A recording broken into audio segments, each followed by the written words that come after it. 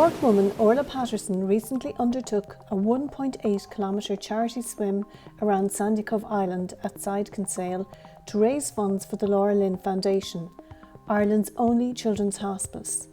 She undertook the swim after the incredible support the charity gave and continues to give her family following the death of her niece's son just 5 days after his birth. But she also undertook it because it marked 50 years since the death of her own twin brother, who survived for just 1 day. She spoke to me recently about her love of the sea and how she inherited that trait from her father, who passed on his love of water to her at a very young age.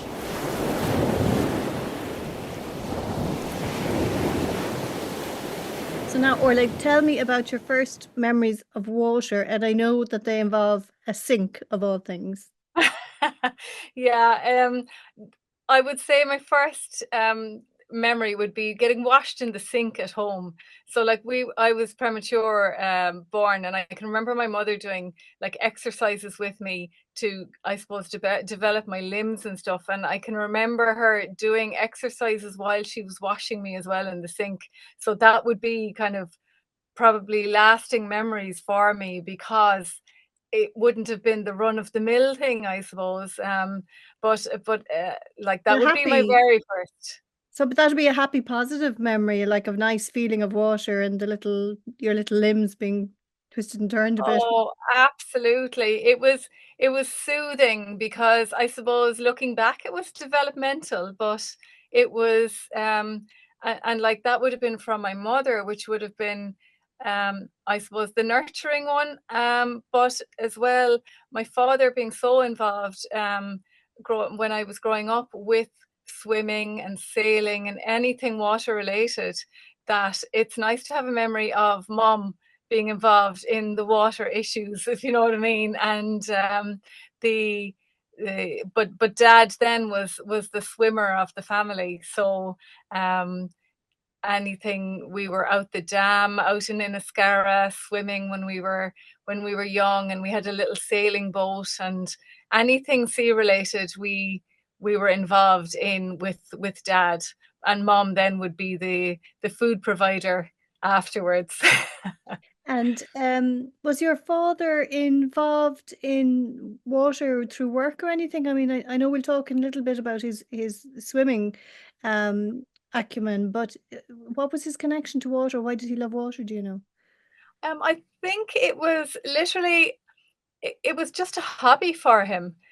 So like it wasn't his profession or anything, but he he met some people while he was working in pubs, and like dad did a lot of jobs when we were young, just to provide for us. So he kind of he met a lot of people, and these people, a little group of people that he met, all had interest in life saving and swimming, and they were basically kind of like the founder members of the Cork Life Saving Club in Cork. And I would say probably most of them now have passed on, but we all grew up life saving, doing our bronze medallion, which would have been like the pool lifeguard qualification. And so like he was involved in that from a very young age. And basically the whole family went through the system, of the Cork Life Saving Club, and even nieces and nephews still have, a love for the swimming, and all to do with it, really. And tell me, just to go back there to your memory with your mom and the sink, I suppose there would have been an extra special maybe feeling from your mom of protection because your little brother, your twin brother, died tragically. Just a day old, was it? Yeah, it was. Yeah, we were born very premature. So we were born at the beginning of September, but we weren't actually due until November. So like I was literally, we were basically 2 pounds each when we were born. So there was no, my mother didn't even know that she was expecting twins. But when we were born, then he died a day later. So but I survived, and I was in hospital until the November then. But yeah, it's kind of, I suppose, growing up, and when I was younger, I didn't really think about it a whole lot. I knew what had happened, but as you get older, I suppose you kind of have a realization of, God, it must have been horrific for my family, and every year celebrating my birthday and at the same time remembering my brother. And I suppose as I got older, the the the wondering and the empathy for my mom and my dad and my siblings. I suppose when you're younger, you don't really think about those things, but as you get older, it really kind of tugs at your heart, and you know, I suppose you realize more the emotions involved in the whole scenario. And like, do you remember when you first realized that somebody was missing out of your close family? Because obviously you were so young for a long time, you mustn't have even known. I don't remember. Like, I suppose because he was only a day old when he died, I suppose growing up was as it was without him. And I don't really remember exactly when I was told about him, but I suppose probably towards my teenage years, I often wondered what it would have been like growing up with a twin brother. Would we have hung around together? Would, our friends be the same friends? Or, would we be vying for, different things or people or. So I suppose it wasn't until those years that you kind of go, God, what if? And I wish, you know.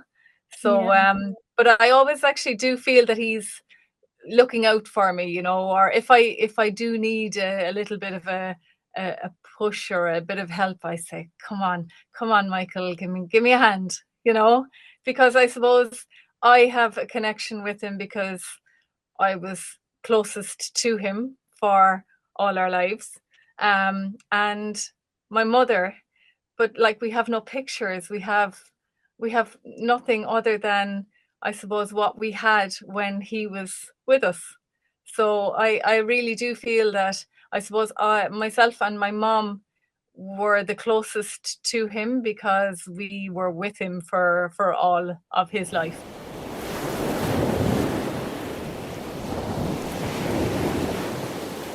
You did something very special recently with him in mind. Do you want to tell us a little bit about that and why you did it for the LauraLynn charity? Absolutely. So I turned 50 on the 5th of September. So the 6th of September would have been Michael's 50th anniversary of his death. And I suppose because my mom had no real support services, like, she did have support services, but not as much as what there would be today. And unfortunately, a year and a half ago, my niece's little boy, Liam, died at age 5 days old. And the LauraLynn Foundation have been amazing support to her and her family. And I suppose I was asking my niece who were the greatest support to her, and she said the LauraLynn Foundation are still supporting her to this day. So I just thought, my mom didn't have that um, when she went through what she did when my brother died.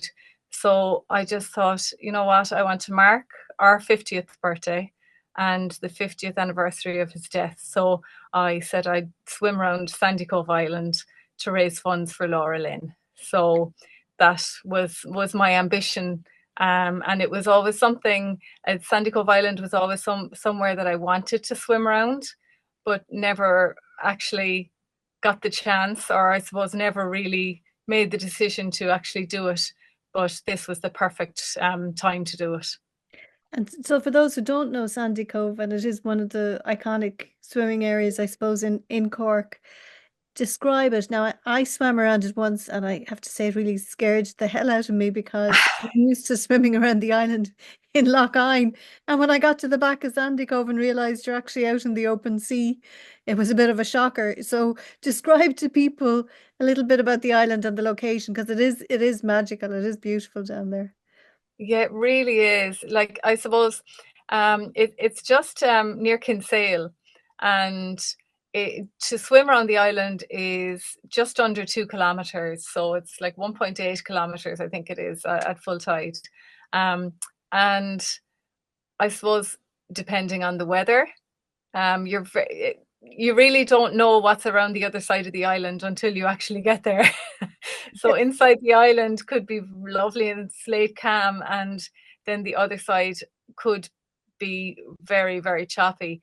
So I was lucky to have the advice of a marathon swimmer called Ned Dennison, who swims down there all the time. And in fairness to him, he gave me great advice. And up to the day before, he was advising me on what time to do it, and how the weather was looking. And, so I knew I was in good hands getting advice from him, because I didn't want to take any risks, put myself or my husband in any harm. So, it was all about safety as well. But like, once you get around the other side of the island, there, when I went around the first corner, you can feel a difference in the sea. It's calm, and then you round the corner and it starts rolling a bit. And I thought, wow, well, it's going to be harder to turn back now than what it is to keep going. So you Exactly. might as well keep going. And but it was like, we didn't do it in a hurry. We didn't do it as a race. We wanted to do it to achieve it. And we stopped a couple of places around the other side because we just thought, I don't know when we're going to do this again, and how many people have been on this side of the island, so we had a little look around, and not for too long in case we were swept back to where we were. But it was very different. It was definitely much more choppy on the other side. um and but we did it, and the timing was right, and delighted to have achieved it, and would definitely do it again. And tell us then about the LauraLynn end of things. So you raised some money for them, and now maybe when this podcast goes out, the link might be gone, but people could still donate, I'm sure, if they want. So tell us a little bit Absolutely. about the donation end of things. So I set out to um, raise money for the LauraLynn, and they gave me great advice on how to set up a fund page on idonate.ie. So my link is idonate.ie/fundraiser/Orlagh Patterson, and that's Orlagh Patterson spelled ORLAGHPATTERSON. And so they basically told me how to do it. And up to this day, we've raised over €3,000 for the LauraLynn Foundation. That's So fantastic. delighted to have. I was aiming to raise about €1,000. That was my goal, but I just threw everything at it, and delighted to have raised so much. But even if the link is closed, I'm sure there are many ways to donate to LauraLynn Foundation online. So if anybody has any few euros to spare or would like to donate, I'm sure on the LauraLynn webpage there will be ways to donate, because every little helps, and they're a wonderful, wonderful support to so many families around the country. And speaking of support, Orla, you mentioned there that your husband, who people might know from the Roaring Forties group, um, accompanied you on the swim. And also, I know that your late father had done some swims with you as well. So tell us a little bit about the support of those two men in your life in your swimming career. Well, my dad, anything water related, as I said earlier, he was interested in, and he was always game for anything. Like, over the years, I did triathlons, and my husband has done triathlons, and um, Dad always wanted to be involved if he could in anything sporty. So if he could use his swimming in anything, he would. So we entered as a relay team in the Skull Triathlon a few years ago, and Dad did the swim, and my husband did the cycle, and I did the run. And my dad, I mean, jeepers, he was definitely in his late 70s at that, or yeah, yeah, late 70s at that stage. So like when he came out of the water in Skull, it was like the Lord Mayor coming out of the water, because he had people following him up to the transition area of the triathlon because I think everybody was afraid in case something might happen to him. But he was game for anything. He literally got out of that water, walked up that hill to my husband, and my husband took off then on the bike. But he just wanted to be involved in it and just to take part. So like I'm so lucky to have had that support and inspiration over my life, because he really wanted to, he'd give anything a try. And, you know, he was full of life, and why not? He didn't think about his age. He literally said that he was 39 all his life. So so yeah, and like I'm lucky that my husband as well loves swimming. So and he decided that he would do the swim with me in Sandycove. And thankfully he did, because between myself and my dad, we have no sense of direction when we're swimming. So we could have ended up anywhere. So luckily George, my husband, navigated around the island and gave me a little shout every once in a while to get back on track. But yeah, we just love the sea. We love swimming, no matter where it is, and we'll always give something a go if we can.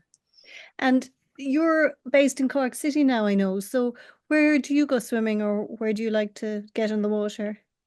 So like pool wise, I would probably go to Brookfield.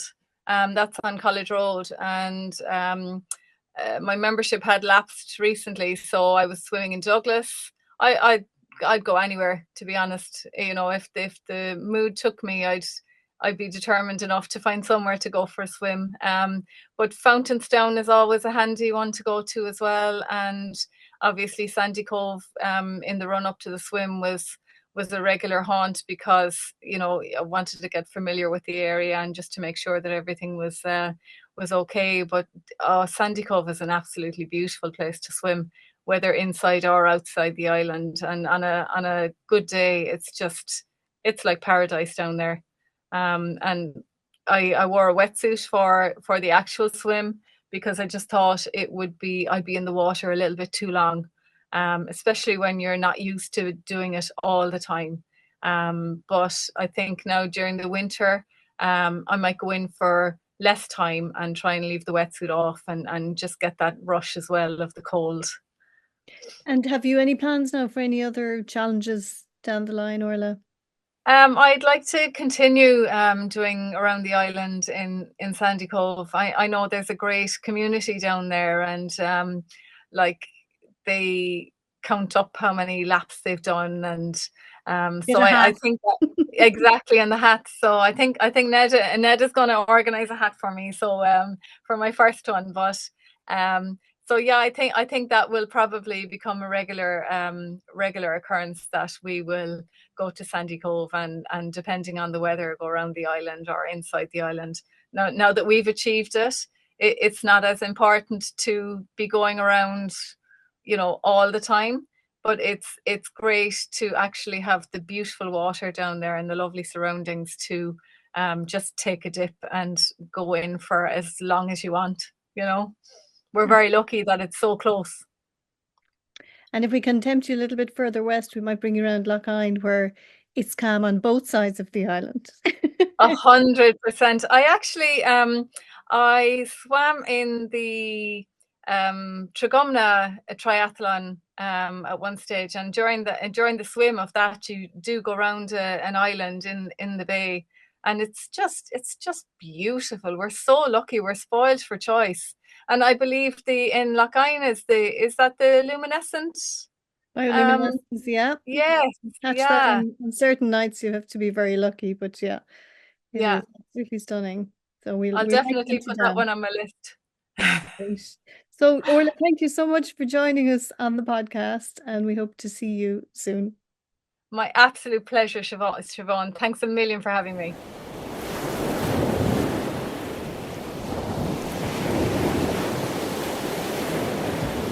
Thanks for listening to the Southern Stars from A to C podcast series. This episode was produced and presented by Southern Star editor Siobhán Cronin and edited by Tony O'Shaughnessy.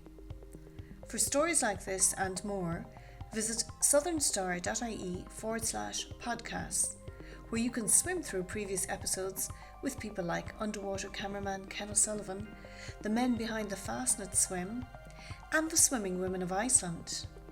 And be sure to pick up a copy of this Thursday's newspaper in shops across West Cork or online via southernstar.ie/subscribe. Please rate, review and subscribe wherever you get your podcasts to make sure you don't miss any future episodes. And thanks for listening.